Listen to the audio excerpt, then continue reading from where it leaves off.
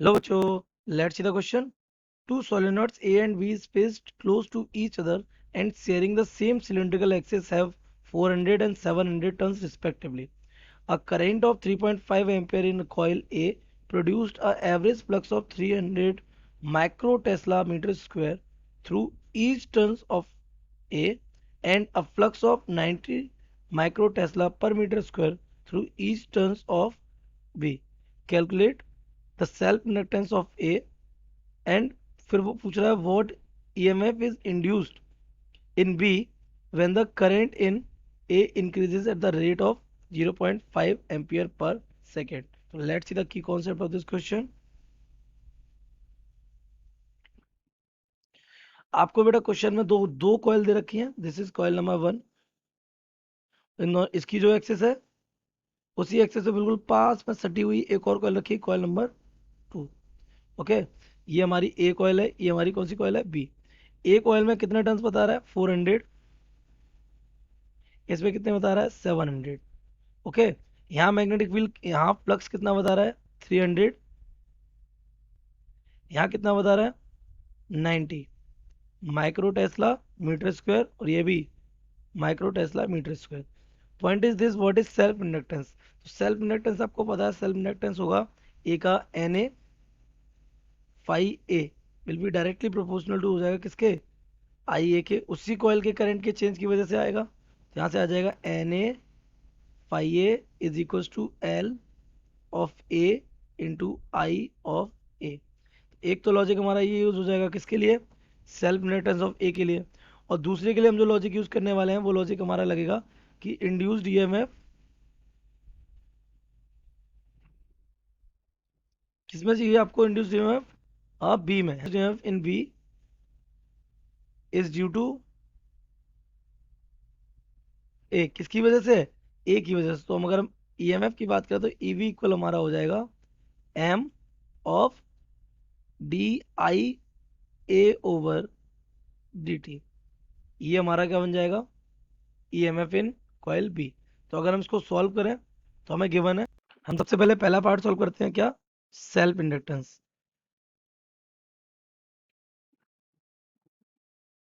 Of A, that means L A.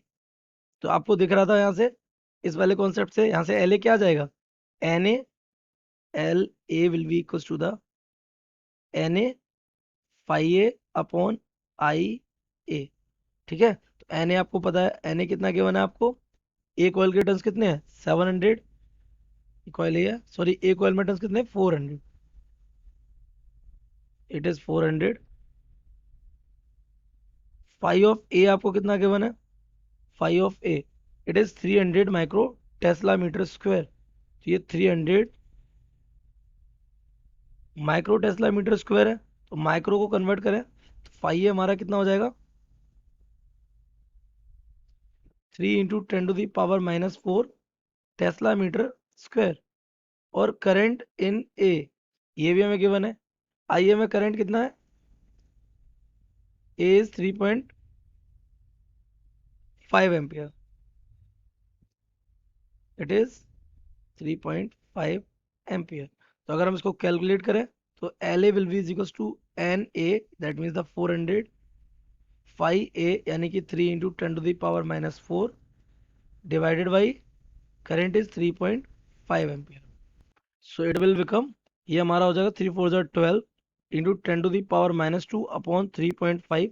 अगर हम 3.5 से डिवाइड कर देंगे बेटा तो ये हमारा आ जाएगा ऑलमोस्ट 3.43 इंटू 10⁻⁻2 ऑफ हेनरी. तो ये आपका आ गया क्या, सेल्फ इंडक्टेंस. नाउ अगर हम दूसरे वाले की बात करें तो सेकेंड केस में हमें क्या क्या पूछा हमसे, इंड्यूस्ड ईएमएफ.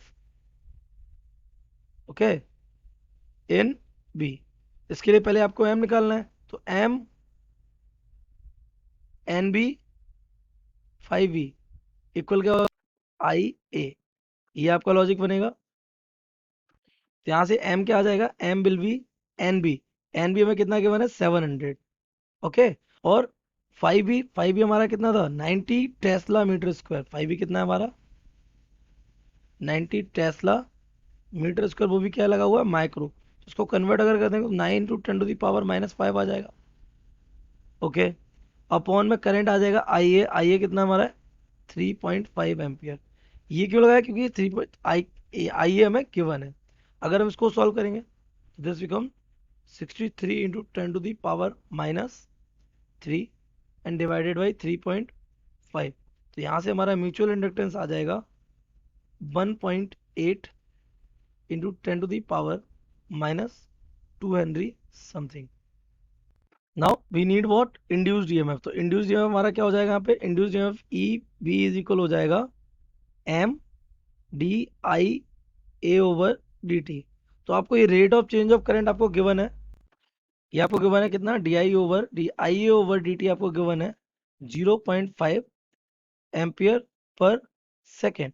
तो अगर हम यहाँ से ई एम एफ इन बी निकालें, एम की वैल्यू अभी भी आपने निकाली 1.8 इंटू 10 to the power -2, और ये हमारा आ जाएगा 0.5 यानी 1/2।